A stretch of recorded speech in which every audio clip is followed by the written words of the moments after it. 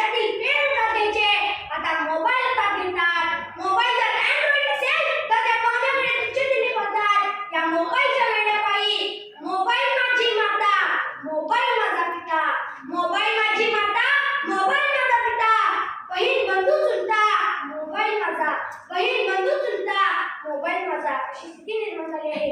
अन्न वस्त्र निवारा या मूलभूत गरजांप्रमाणे मोबाईल आणि नेटपॅक यांची आवश्यक गरज बनली आहे.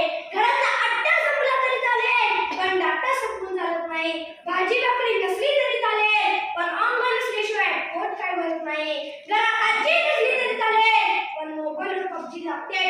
होमवर्कचं टेन्शन नसतं पण पबजीची रँक खेळण्याचा भलतंच टेन्शन असतं. शिवाजी, संभाजी, तानाजी, येसाजी, बाजी यांच्या शौर्याचा इतिहास लाभलेले आमचे मावळे आता 2G, 3G, 4G करत पबजी खेळण्यात धन्यता होऊ लागली आहे.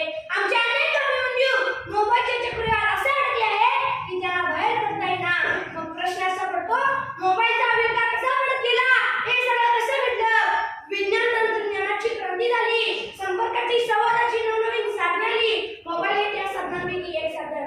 मोबाईल हे मनोरंजनाचं साधन होतं पण पुढे ते संपर्काचं साधन होतं पण पुढे ते मनोरंजनाचं साधन बनून गेलं. त्यात व्हिडिओ आले, गेम आल्या, गाणी आली, मेसेज आले, फोटो आले. मोबाईल हातात असताना बघला 6 इंचाच्या काचेच्या पडद्याने आमचे भावविश्व ताब्यात घेतले. आपला अधिकतर वेळ या मोबाईलच्या संध्याचा लागला. लहान मुलांचे संपूर्ण वापर या मोबाईलवरील गोष्टीने व्यापला आहे. मोबाईलच्या आवाज जगात वापर हरवत चालला आहे. सूरपर्यंत खेळणं, लपाछपी, विटीदांडू, लगोरी या खेळात रमून जाणं, विहिरी राणीच्या पाण्यात मनसोक्तपणे डुंबणं, झाडावर चढणं अशा आनंदाची ठिकाणे मोबाईलचे गेम आपल्या ताब्यात घेतले आहे. त्यामुळे मला मैदानावर खेळण्यापेक्षा मोबाईलच्या गेममध्ये हरवलेली दिसतात. Speed racing, angry bird, temple run, free fire अशा गेम्स म्हणजे आयुष्य वाटतं. पूर्वी मित्र भेटले की शाळेच्या खेळांच्या गप्पा मारायच्या.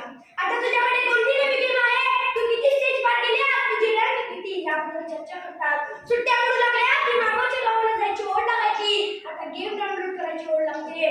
मामाच्या गावात इंटरनेटचं स्पीड कमी असेल तर मामाच्या डावे जागे राहणारी महाभाग दिसतात.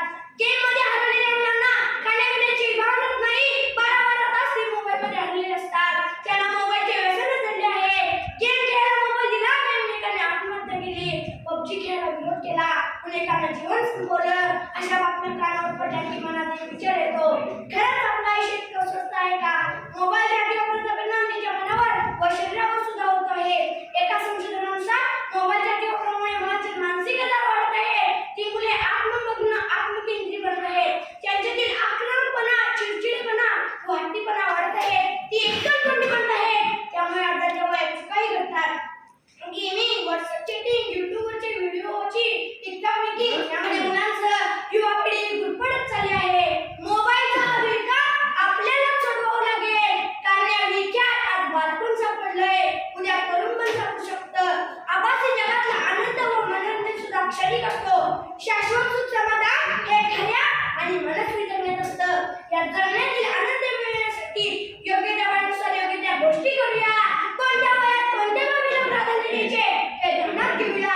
बालपणाचा आनंद लुटूया, मनसोक्त खेळूया, छान छान पुस्तके वाचूया, मित्रांशी गप्पा मारूया आणि महत्त्वाचं म्हणजे आनंदाने अभ्यास करूया.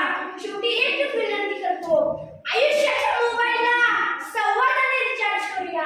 आयुष्याच्या मोबाईलला संवादाने रिचार्ज करूया.